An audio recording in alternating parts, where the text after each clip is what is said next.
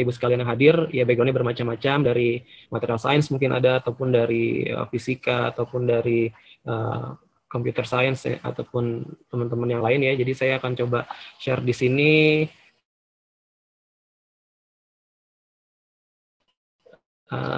lebih kepada simple explanation aja sih. Jadi riset di dunia baterai ya, khususnya dengan memanfaatkan machine learning dan first principle calculation. Ya, insya Allah sekitar 30-40 menit ke depan saya akan share. Oke, ini saya ingin sedikit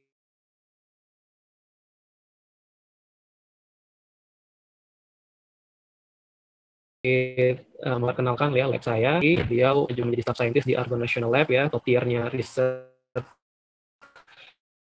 di bidang baterai,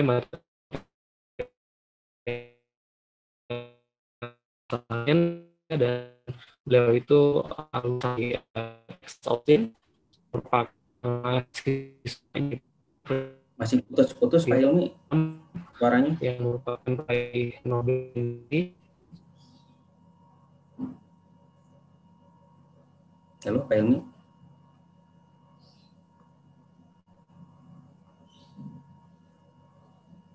Wah, Pak Hilminya sepertinya masih ada trouble.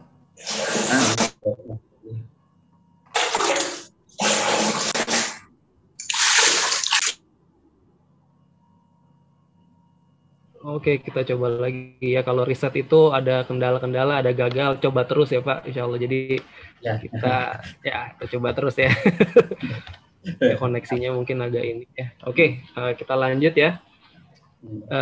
Ya tadi balik lagi ke lab kita di sini ya, Profesor Kim Jae-guk ya, alumni dari Texas Austin, mahasiswanya dari Profesor Good Enough dan Profesor Mantiram ya, yang kemarin Profesor Good Enough yang kemarin 2019 mendapatkan Nobel Prize in Chemistry ya karena lithium ion battery, dan beliau sudah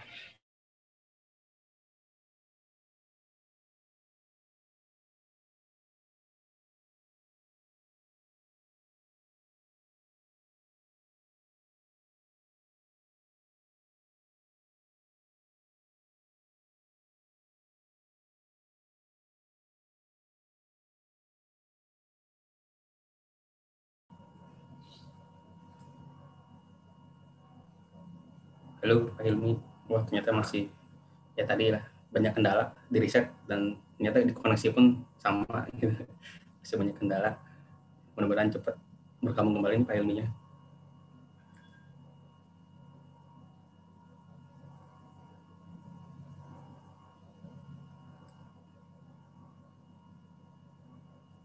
Masalah kendala teknis.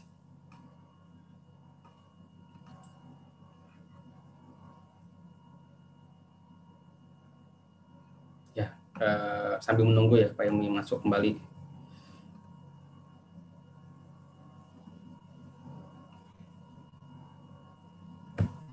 Jadi ya tadi ya ternyata Pak Hilmi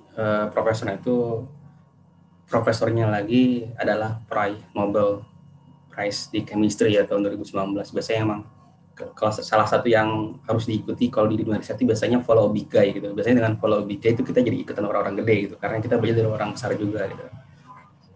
Jadi orang besar juga. Nah, ya emang terlihat lah dari track record-nya Pak Hilmi sekarang ini kan ya. Jadi sebagai salah satu peneliti terbaik juga di Indonesia gitu kan, masuk dalam papernya juga banyak dan bagus-bagus ya. Jadi impact factor itu terakhir itu yang di environmental science itulah, impact factor 38 ya. Sungguh tinggi sekali gitu kan, sungguh tinggi sekali gitu kan. Emang paper lingkungan itu memang cukup tinggi impact factornya. Oke nih Pak Hilmi sudah kembali join.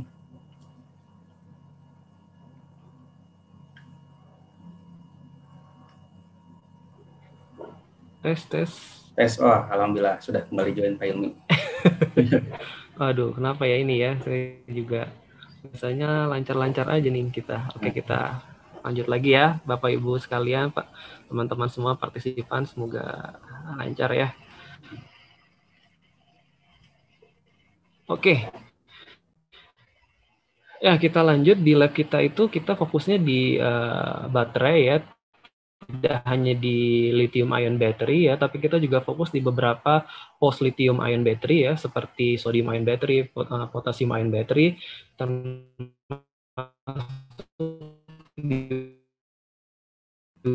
juga yang agak Mungkin tidak pakai video, agak trending sekarang ini adalah zinc ion.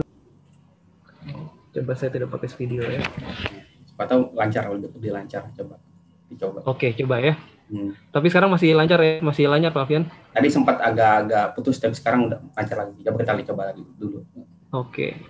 Ya, adapun hybrid battery ini kita menggunakan lebih dari satu ion ya. Misalnya kita kombinasi zinc dengan lithium ya, ataupun zinc dengan sodium dan lain-lain ya. Nah, kemudian beberapa fasilitas riset kita ya, selain eksperimen ya, misalnya saja kita punya nanospray dryer ataupun dry room ya, untuk battery assemble. Kita juga punya superkomputer di situ, kita menggunakannya untuk simulasi material ya, superkomputer yang menunjang simulasi material. Nah, ini salah satu proyek yang kita kerjakan sekarang ya, ini namanya ERC project ya, ini salah satu proyek yang cukup besar juga di Korea. Jadi ini lebih kepada kita menggunakan AI ya, artificial intelligence ya, untuk mendevelop ya ionic based materials ya, khususnya untuk aplikasi di bidang di dunia baterai. Nah, sebelum kita masuk ke machine learning dan first principle calculation itu sendiri ya, saya ingin sedikit memberikan gambaran tentang battery research and development ya. Ini lebih kepada sedikit prinsipal aja. Jadi kalau kita lihat baterai, teman-teman sekalian ya, banyak sekali komponennya ya, baik dari anodanya, katodanya, ya. Dan kalau kita lihat lagi gitu ya, dengan menggunakan misalnya saja di sini kita lihat posisi atom-atomnya ya, dan kita lihat di sini adalah salah satu material yang cukup populer ya untuk baterai, lithium iron phosphate, yang juga ditemukan oleh Profesor Goodenough. Posisi lithiumnya ya, kemudian posisi atom-atom yang lainnya iron, phosphate, dan oksigen. Dan dari sini kita bisa melihat bagaimana polanya gitu ya. Jadi kita lihat bagaimana lithium itu posisinya dia di mana, dan dia bisa keluar masuk dengan sangat mudah ya. Jadi oleh karena itu ini bisa dapat digunakan untuk material untuk baterai. Nah, jadi prinsipnya sederhana ya Bapak Ibu sekalian. Ketika baterai itu digunakan ya, lithium ion itu akan berpindah dari anoda ke katoda ya. Kemudian elektronnya juga akan mengalir ya ke outer circuit, dan listrik itu akan bisa mempower alat elektronik kita gitu ya. Dan ketika di charging itu di sebuah hose ya, dia seperti kita bisa anggap seperti sponge gitu ya, dia menyimpan air gitu ya, tapi di sini sifatnya dia menyimpan ion-ion lithium misalnya, ataupun kalau kita menggunakan sodium ion gitu ya, kita mencari material yang bisa menjadi host untuk melihat sekalian lagi ya. Ini basically kalau kita bongkar baterainya gitu ya, kemudian kita lihat ada komponen katodanya, itu sebenarnya juga dari powder ya. Aslinya itu powder, itu kemudian kita berikan campuran-campuran karbon ya, conducting agent dan juga binder ya. Kemudian itu bisa kita laminate ya, kita casting misalnya saja ke metal foil gitu ya. Nah, dari situ kemudian diassemble jadi baterai gitu ya. Dan kalau kita lihat ini strukturnya ya, lithium, cobalt oxide-nya, posisi lithiumnya di mana, cobalt dan oksigennya di mana, ini seperti layer-layer seperti ini ya. Jadi pada material-material baterai itu memang dicari yang strukturnya itu sangat memudahkan ya ion-ion itu untuk keluar masuk ya. Baik misalnya layer ya, berlapis-lapis gitu, lithium berada di antara layernya ya, itu bisa keluar masuk dengan sangat mudah gitu ya. Nah, untuk battery research and development ya, setidaknya saya akan menyampaikan highlights 3 poin ya di sini.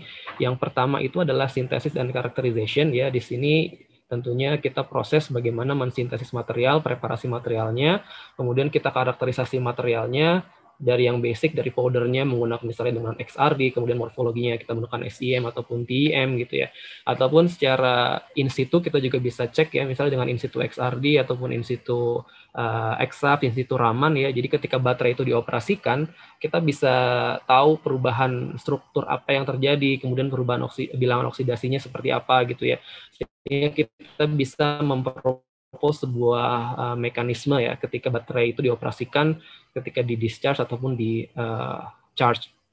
Nah, setelah itu yang masuk research and development untuk baterai itu adalah performance improvement ya. Jadi pada dasarnya material-material yang digunakan untuk baterai itu adalah biasanya semikonduktor ya, semikonduktor dengan nilai band gap tertentu dan biasanya memang konduktivitasnya tidak terlalu tinggi ya.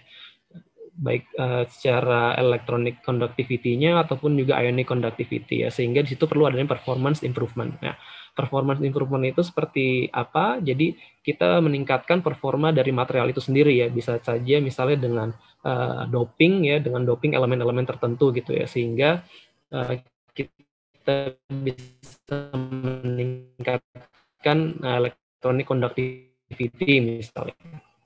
Nah, kemudian yang penting juga adalah material yang memang juga performanya bagus, kemudian juga ramah lingkungan ya, dan harganya juga tidak terlalu tinggi gitu ya. Nah, jadi ada tiga poin ini ya, Bapak Ibu sekalian. Nah, jadi pada dasarnya ya, karena kita udah mulai masuk ya Bapak Ibu sekalian ke poin diskusi kita ya. Jadi yang namanya perkembangan dunia material itu memang salah satu key drivers of innovation ya. Jadi material itu dan bagaimana sifat material yang dimilikinya ya, itulah yang membuat teknologi yang ada sekarang itu mungkin gitu ya. Misalnya saja solar cell ya, kemudian kita punya faster computer ataupun alat-alat elektronik yang dia lebih ringkes, lebih kecil ya, performanya lebih bagus gitu. Itu tidak lepas dari perkembangan material ya. Termasuk juga baterai yang energi densitasnya lebih tinggi, kemudian juga solar cell yang lebih efisien ya. Itu juga termasuk tentunya tidak lepas dari perkembangan dari dunia material. Nah, mungkin di Indonesia mungkin kadang-kadang juga ada yang nanya, masih banyak yang bertanya gitu ya, itu jurusan metalurgi ataupun jurusan material tuh ngapain sih kerjanya gitu kan, ngapain aja sih, itu banyak yang nggak tahu gitu ya. Padahal kalau di luar negeri itu yang namanya jurusan metalurgi, material, wah itu peminatnya termasuk yang cukup tinggi banget dan sangat maju sekali ya. Bahkan kalau teman-teman lihat di negara saya sekarang berada ini di Korea Selatan ya, bagaimana majunya Samsung ataupun LG ya, itu cukup besar sekali ya, tidak lepas dari perkembangan material di situ, di mana mereka mendevelop semikonduktor, kemudian LG dengan merupakan salah satu perusahaan yang top di bidang display ya, bagaimana dia mendevelop display yang fleksibel, kemudian sangat jernih sekali gitu, itu tidak lepas dari perkembangan material. Nah, kalau sekarang di eranya information age saat ini gitu ya, kita kalau ditanya gitu ya, ada orang punya pertanyaan, biasanya orang tinggal googling aja kan, mau tanya tentang apa aja gitu, tinggal googling gitu ya. Tapi kalau kita mau tanya tentang sebuah material gitu ya, kita mau cari material yang bagus buat baterai gitu ya, bisa nggak kita googling good battery material gitu ya, ataupun bisa kita cari spesifikasinya di Google gitu ya, dengan voltage-nya sekitar 3 sampai 4,5 volt, yang punya good stability, kemudian good lithium mobility gitu ya, dan itu belum tentu dapat gitu ya, paling yang keluar dari paper-paper aja gitu ya. Tapi kita pengen material yang baru gitu ya, kita pengen material baru yang bisa kita gunakan untuk baterai dan performanya juga bagus. Nah, tapi sayangnya, karena itu teman-teman sekalian, sangat sedikit sekali informasi yang kita ketahui tentang material ya. Kalau kita lihat inorganic compounds ya yang ada itu sekitar 50.000, 70.000-an, atau kalau dari database eksperimental database yang ada secara struktur mungkin bisa sampai 100 sampai 200 ribuan gitu ya. Tapi bagaimana dengan sifat-sifat yang ada gitu ya, misalnya dielectric constantnya mungkin aja sekitar 300-400 compound, kemudian elastic constant ataupun band gaps material gitu ya, itu sekitar berapa compound saja, dan ternyata coverage-nya hanya sekitar 1% aja gitu ya. Nah, kalau istilahnya tuh kalau kita mau pergi ke suatu tempat gitu, kita buka Google Map, itu nggak kelihatan semua tuh lokasi-lokasinya, hanya istilahnya kalau 1% coverage itu cuman beberapa spot aja yang kelihatan gitu. Jadi kita susah untuk mencapai tujuan kita di mana gitu. Nah, jadi karena itu yang namanya materials invention ya itu menjadi sangat penting sekali ya. Kalau kita lihat historisnya, dari historis sejarah kita lihat bagaimana Thomas Alva Edison ya ketika mendevelop light bulb filament itu percobaannya banyak sekali dan berkali-kali gagal gitu ya, sampai akhirnya ditemukanlah material yang cocok untuk bohlam lampunya gitu ya. Nah, oleh karena itu, makanya Presiden Obama juga menginisiasi ya, kalau di US itu mereka memulai dengan Materials Genome Initiative ya. Ini jadi to help businesses discover, develop, and deploy new materials twice as fast ya. The invention of silicon circuits and lithium-ion batteries made computers and iPods and iPad possible, but it took years to get those technologies from the drawing board to the marketplace. Nah, jadi karena memang secara tradisional ya, istilah secara konvensional, bagaimana material itu develop membutuhkan waktu yang cukup lama gitu ya. Oleh karena itu, Presiden Obama di sini juga menginisiasi namanya MGI ya, Materials Genome Initiative ya. Ini dengan itu memang terjadi percepatan ya dari lab bagaimana dari R&D itu bisa sampai kepada market ya, terjadi percepatan di sini tentunya dengan menggunakan computational tools ya. Nah, computational science ini juga sudah mulai masuk ya sekitar 2000-an akhir, kemudian kita masuk kepada fourth paradigm ya, ini big data driven science ini setelah tahun 2000-an ya, dan ini mulai banyak sekali digunakan ya, sehingga dengan teknologi ini gitu ya, kita bisa memprediksi material-material itu tanpa kita perlu melakukan eksperimen ya. Namun tentunya tetap aja ya ada tidak 100% akurat, tapi itu bisa memberikan kita gambaran secara umum gitu ya, sifat-sifat material yang ada. Nah, ini yang pertama density functional theory ya. Ini kita bisa menggunakan tools ini ya untuk menghitung ya sifat dari material ya dengan first principle ya. Basicnya memang dengan pendekatan kuantum mekanik ya, tapi tidak pure kita solving Schrödinger equation ya, tapi lebih kepada functional tertentu ya. Nah, dari sini kita hanya membutuhkan inputnya sebuah struktur saja gitu ya. Misalnya saja silikon ataupun kemudian kita misalnya TiO2 seperti itu ya. Kemudian kita berikan input, kemudian kita set beberapa parameter, kemudian kita running DFT programnya. Nah, dari situ kita bisa mendapatkan beberapa data ya. Bagaimana relax structure-nya, kemudian bagaimana electronic structure-nya, dan sifat-sifat lainnya gitu kita bisa prediksi ya.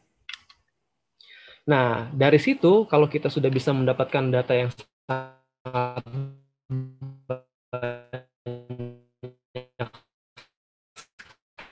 sekali ya, sifat tersebut dengan bisa dengan data yang ada, kemudian kita bikin sebuah machine learning modelnya ya. Nah, kita bisa memprediksi lebih cepat lagi tuh dengan data tadi yang sudah ada banyak gitu ya. Nah, nanti akan di belakang saya akan perlihatkan ke teman-teman sekalian bagaimana sih sebenarnya penggunaan machine learning itu sendiri gitu ya. Jadi nanti akan kita lihat beberapa contohnya gitu ya. Nah, jadi key-nya adalah di sini kita bisa melakukan kita bisa memprediksi sifat material ya, pertama dengan menggunakan dengan menggunakan DFT dulu ya, dengan first principle calculation, dengan inputnya sebagai struktur aja, kemudian kita kalkulasi dan mendapatkan propertiesnya. Dari situ kita punya data yang sangat banyak sekali, dan itu kita bisa fitkan ya data itu untuk machine learning model, dan dari situ itu bisa kita memprediksi material baru yang lain gitu ya, kita bisa memprediksi sifatnya seperti apa nantinya. Ya, jadi waktunya lebih cepat gitu ya, dengan machine learning itu bisa lebih cepat daripada first principle calculation based on DFT. Nah, sekarang kita masuk ke machine learning for material science. Nah, machine learning sendiri itu sebenarnya kalau di sehari-hari kita udah banyak banget make ya. Kita udah banyak make. Kalau teman-teman pakai Facebook misalnya, ketika ngupload foto, ada auto tagging di sana gitu ya, itu bisa face recognition di sana. Nah, itu Facebook itu udah menggunakan AI ya. Kemudian bagaimana Tesla dengan self driving car misalnya, ataupun Google self driving car gitu ya, itu bisa merecognize objek-objek tertentu gitu ya. Kemudian bisa credit scoring, kemudian prediction of success and failure. Biasanya kalau di Indonesia itu machine learning yang banyak dilakukan penelitiannya di kampus-kampus adalah dengan behavior mahasiswa seorang mahasiswa seperti ini, apakah dia lulus atau tidak itu sebenarnya udah bisa diprediksi sekitar misalnya saja dengan data 1 tahun atau 2 tahun pertama tuh Pak. Ya teman-teman kalian itu bisa banyak banget digunakan ya. Misalnya dia dari berapa SKS datangnya berapa kali sih, kemudian nilainya UTS UASnya berapa, itu di awal-awalnya udah bisa diprediksi kemungkinan dia lulusnya berapa tahun, kemudian berapa GPA-nya, itu udah bisa kira-kira komputer udah bisa mempelajari pola-pola seperti itu gitu. Nah, jadi untuk di material sendiri, nah kita di sini kita tentunya menggunakan beberapa library ya. Dari kita menggunakan Python ya secara umum ya. Ada ini library ini banyak banget gratis ya. Kita tinggal kita bisa langsung download, kita bisa menggunakan komputer kita ya, PC kita ya. Nah, dan juga banyak sekali contoh-contoh coding yang ada gitu, kita bisa explore di GitHub misalnya ya, dan ini semua sekali lagi publicly available dan free, dan itu bisa langsung digunakan ya. Nah ini adapun untuk machine learningnya sendiri gitu, kita menerapkan berbagai algoritma ya, berbagai algoritma yang ada, misalnya saja ada model ada tipe classification ya. Classification itu kalau untuk material itu nanti dia akan bisa menseleksi, kita input sebuah material, dia akan bisa mengklasifikasikan gitu ya. Oh ini materialnya ini semikonduktor, oh ini dia insulator, oh ini dia konduktor misalnya seperti itu ya. Kemudian misalnya saja yang regression ini kita bisa mengetahui nilai-nilai yang sifatnya continuous ya, misalnya oh ini band gapnya sekian gitu ya. Padahal material itu belum pernah disintesis sebelumnya gitu ya. Material itu belum pernah disintesis sebelumnya, belum pernah ada yang riset di sana gitu ya. Tapi kita bisa inputkan material itu, dan itu machine learning kita punya modelnya, nanti dia akan bisa memprediksi sifatnya seperti apa gitu. Nah kalau yang sederhana seperti ini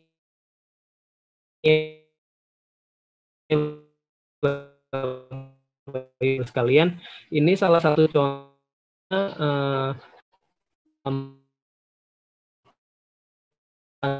belajar. Bagaimana cara belajarnya? Nah ini salah satu contohnya ya, dia akan membagi menjadi beberapa pixel ya.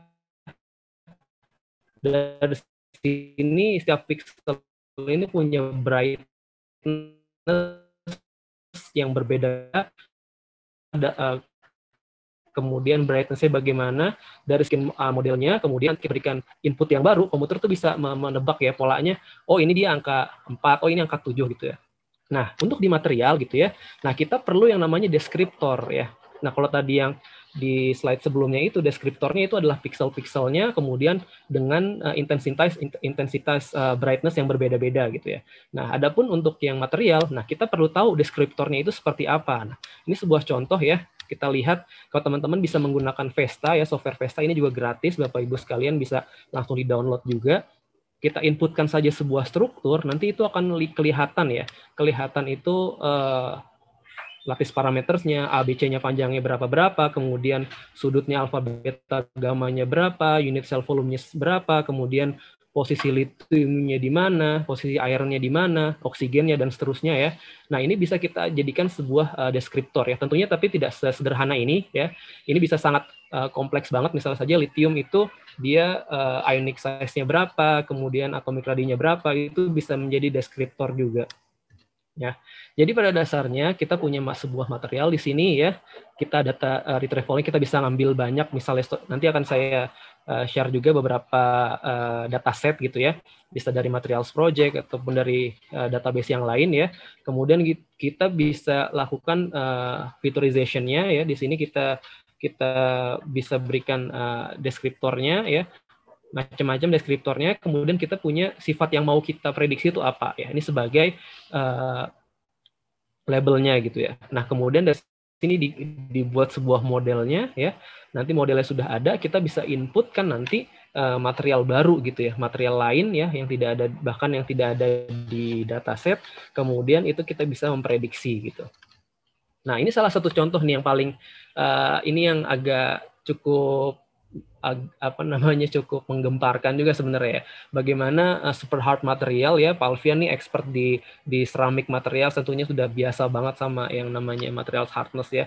Ini salah satu penelitian ya bagaimana super hard materials itu ditemukan dengan machine learning ya, hanya membutuhkan waktu sekian detik ya. Kalau kata dari inventornya itu bercerita dia juga diundang di TEDx ya, dia bercerita hanya menggunakan dengan setelah machine learning model itu dibuat, dia memprediksi material baru itu yang memiliki hardness sangat tinggi, ya itu hanya sekian detik aja gitu ya. Jadi kalau secara umum di dunia material itu kan kita bisa sintesis materialnya, kemudian kita cek misalnya pakai Vickers hardness gitu ya, ataupun beberapa pengujian kekerasan yang lainnya gitu ya. Nanti di situ kita bisa lihat berapa GPA gitu ya. Nah dari sini kita punya data ya, kita udah punya data dari material-material yang pernah disintesis gitu ya. Nah data itu bisa dipakai ya, kemudian kita bisa siapkan deskriptornya dan nanti labelnya itu hasil Vickers hardness-nya gitu ya. Dari situ kita develop machine learning modelnya ya, dalam case ini adalah menggunakan support vector regression ya, algoritmanya. Dari situ dia bisa memprediksi ya, memprediksi material baru dia inputkan, ternyata hardness-nya sangat tinggi sekali gitu ya, dan akhirnya mereka coba sintesis dan akhirnya mereka berhasil gitu ya. Nah, itu kemudian bisa dipatenkan, bisa dikomersialisasikan gitu ya. Mungkin nanti teman-teman di Nano Center Indonesia juga bisa menggunakan teknik machine learning ini nih, DFT machine learning gitu ya, untuk mendevelop material-material baru dan mungkin bisa nanti ke depannya bisa dikomersialisasikan juga gitu ya. Nah, untuk di bidang baterai itu sendiri, banyak sekali nih Bapak Ibu sekalian ya, teman-teman semua, yang bisa diterapkan ya dari elektrolit materialnya, baik liquid elektrolit ataupun solid elektrolit, kemudian elektrot materialnya baik anodanya ataupun katodanya ya. Nah, ini saya akan saya tampilkan beberapa contoh ya yang bisa digunakan ya, misalnya saja untuk crystal system, kemudian untuk volume changes, kemudian untuk prediksi voltage, redox potential ya, capacity, layer thickness dan lain-lain ya. Ini menggunakan beberapa algoritma machine learning yang berbeda-beda juga gitu ya. Dan bahkan yang juga lagi cukup trending juga adalah bagaimana kita memprediksi lifetime dari baterai ya. Nah, itu bisa kita gunakan machine learning juga, dan juga charging protokol di situ ya, bagaimana kita untuk fast charging ya, ternyata ada protokol charging tertentu yang bisa digunakan ya, itu hasil dari machine learning juga, itu bisa membuat baterai itu lebih awet ketika di fast charging ya. Ternyata itu ada pada misalnya saja untuk material tertentu ada step-step tertentunya itu bisa harus di fast charging, kemudian tidak bagus untuk di fast charging pada stage tertentu gitu ya. Nah, itu bisa dipelajari dengan machine learning ini. Nah, ini sebuah snapshot ya dari contoh beberapa code untuk menggunakan machine learning ya. Di sini saya menggunakan Jupyter Notebook ya, sederhana saja. Teman-teman juga bisa install tuh, itu juga gratis ya, Jupyter Notebooknya bisa gratis install, download, install ya, dan bisa langsung dipakai. Nah, ini yang pertama, kita bisa langsung ngambil data tuh dari materials project ya. Teman-teman bisa langsung pakai kodenya ini nih ya untuk retrieval database-nya, dataset-nya. Nah, ini juga sudah tersedia gitu ya. Teman-teman mau ngambil datanya seperti apa ya, nanti akan terlihat di sini material ID-nya, formulanya, dan beberapa deskriptor yang bisa digunakan gitu ya. Nah, kemudian teman-teman bisa tambahkan dengan Futurizer dari MapMiner ya. Ini juga library yang gratis ya. Nah, sehingga dari sini bisa semakin banyak juga deskriptor yang digunakan. Nah, setelah itu teman-teman bisa menggunakan yang step nomor 6 ini adalah implementasi algoritmanya. Yang sederhana di sini ada linear regression ya. Tapi memang multidimensional gitu ya. Itu bisa langsung dipakai, kemudian bisa dilihat ada matriksnya di sini ya. R-square-nya 0,928 ya, cukup lumayan lah dengan seperti ini. Kemudian bisa dari sini model ini bisa digunakan untuk memprediksi material baru gitu ya. Nah, ini contoh yang berikutnya. Ini lebih praktikal sekarang, performance improvement. Saya akan memberikan contoh bagaimana DFT itu bisa digunakan ya. Misalnya saja ini kita punya MnO2 ya, MnO2 polymorph ya. Ini semuanya ini MnO2 ya, tapi mereka punya struktur yang berbeda-beda, ada alfa, beta, gamma, delta ya, kayak COVID yang sekarang juga ada alfa, beta, gamma, variannya beda-beda ya.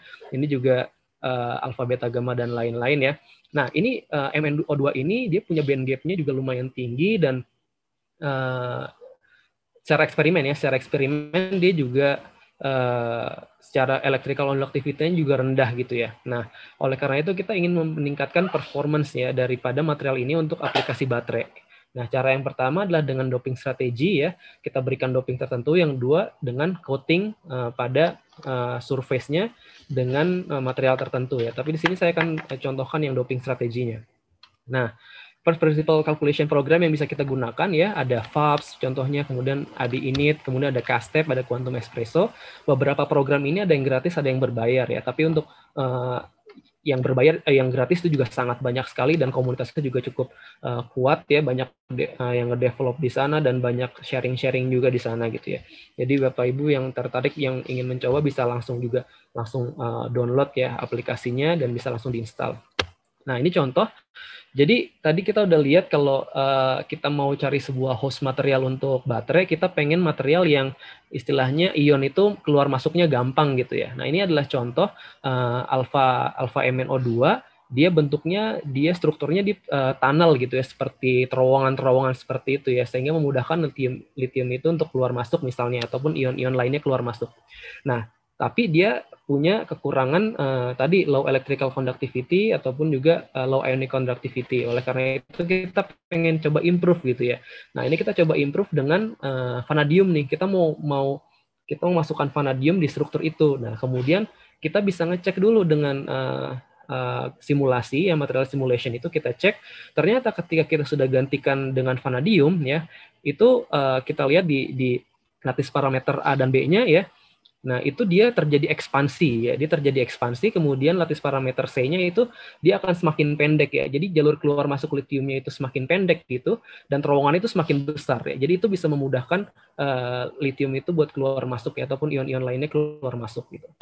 Nah, secara elektronik structure-nya kalau kita lihat, bahkan setelah kita tambahkan tadi, kita masukkan vanadium itu, ternyata band gap-nya itu terjadi reduksi di sana, dan itu menunjukkan bahwa terjadi peningkatan electronic conductivity ya. Jadi dari situ kita lihat, oh ternyata secara ionic conductivity dia meningkat, kemudian secara electronic conductivity-nya juga meningkat. Nah, kemudian kita lanjutkan dengan tesnya ya, kita assemble baterainya dan kita cek gitu ya, ternyata yang diberikan vanadium itu memiliki kapasitas baterai yang lebih tinggi, kemudian kita lihat di sini polarization-nya juga semakin kecil ya, dan cycle life-nya juga lebih bagus ya, dan kita cek juga dengan misalnya saja dengan impedance ya, kita bisa lihat conductivity-nya juga secara overall itu lebih bagus ya.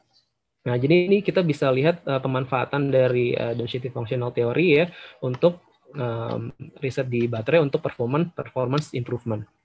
Nah, ini yang kemudian bagaimana dengan DFT dan kombinasi dengan machine learning-nya ya. Nah, teman-teman bisa cek di sini ada materials project, kemudian ada open quantum database ya.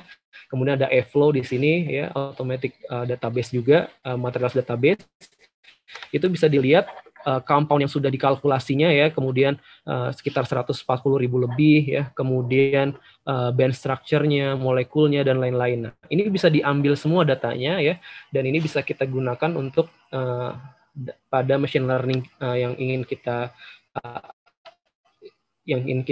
model yang ingin kita buat gitu.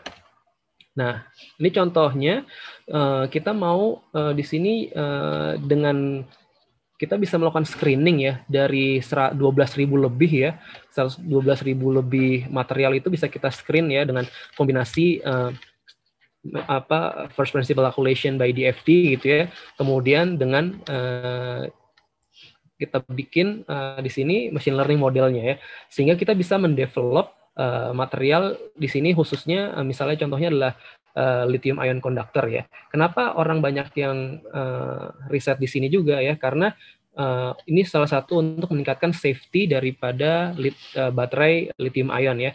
Kalau menggunakan yang liquid electrolyte ya, itu potensi dia terjadi kebocoran, terus kemudian electrolyte-nya terekspos oleh udara dan lain-lain, itu sangat flammable dan itu bisa meledak gitu ya, dan itu bisa terbakar gitu ya. Nah, oleh karena itu riset di solid electrolyte material ini juga sangat lagi gencar-gencarnya juga ya, sehingga banyak sekali menggunakan simulasi material dan juga machine learning gitu ya, karena ingin men-screening dan mencari material-material baru yang cukup bagus gitu ya untuk solid electrolyte-nya.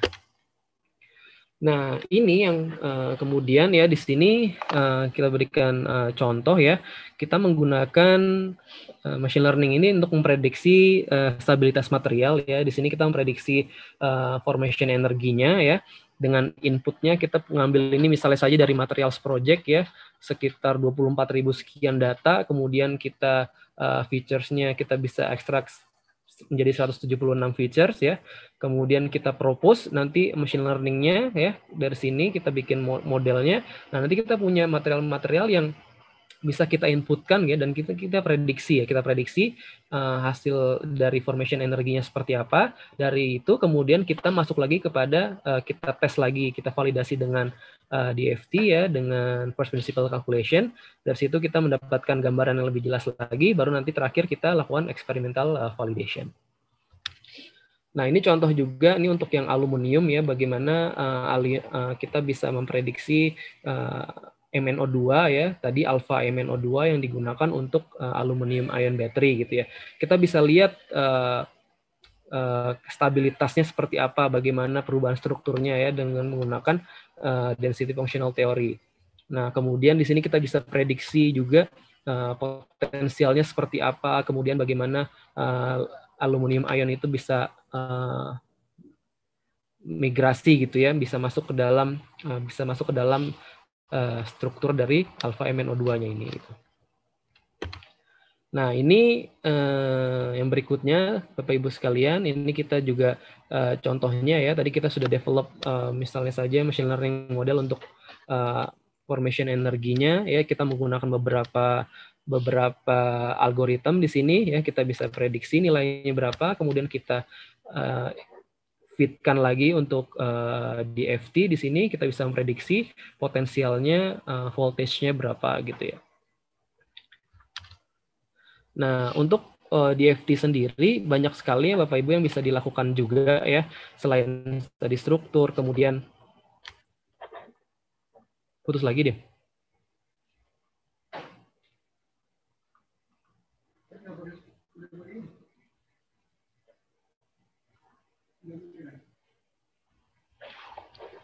Enggak, Pak. Enggak putus. Oh, kirain putus. Oke. Ya, nah ini contohnya ya. Jadi tadi kita juga prediksi struktur, kemudian kita prediksi electronic conductivity, dan satu yang menarik juga, kita bisa prediksi bagaimana material itu interaksinya dengan water molecule misalnya ya, bagaimana istilahnya itu environmental stability gitu ya. Jadi ada beberapa material yang ketika diekspos di udara bebas ya, itu air itu sangat mudah sekali gitu ya, molekul-molekul air, kemudian udara-udara lainnya ya, itu sangat mudah sekali untuk bereaksi dalam waktu yang relatif cepat gitu ya. Nah, di situ kita bisa prediksi lagi tuh dengan DFT gitu ya. Oh, ternyata setelah kita pertama tadi kita cek dengan machine learning-nya, oh material ini cukup stabil gitu ya, kita bisa ambil trennya ya, kemudian kita cek di DFT lagi ya, ternyata secara strukturnya oke, kemudian terjadi improvement pada electronic conductivity-nya ya, kemudian kita cek bagaimana water molecule itu interaksi dengan materialnya. Nah, dari situ kita bisa melihat, oh ternyata trennya material-material yang tertentu ini dia cukup tahan gitu ya terhadap water molecule. Nah, sehingga kemudian kita tes di sini materialnya ya, kita expose ini selama 1 bulan ya, dan dia dia cukup stabil ya, tidak ada reaksi, tidak ada fasa baru yang muncul ya. Dan kalau kita cek antara yang pure dengan yang dope ya, selama yang sudah diekspos oleh udara bebas selama 4 minggu gitu ya, itu kita bisa lihat ternyata performanya memang lebih tinggi gitu, lebih tinggi daripada yang pure ya, tanpa diberikan treatment apa-apa gitu. Ya, oke, mungkin itu ya Pak Alfian, Mbak Ica, dan teman-teman semua yang bisa saya share ya. Ini sedikit snapshot tim kita di Korea, kurang lebihnya mohon maaf. Tentunya kritik dan saran sangat saya harapkan juga ya, agar kita bisa terus ada improvement juga ya. Jadi selain material yang diimprove, kita juga mendapat improvement juga ya, Pak Brian ya. Oke. Oke, mungkin itu dari saya. Terima kasih. Kurang lebihnya mohon maaf. Assalamualaikum warahmatullahi wabarakatuh.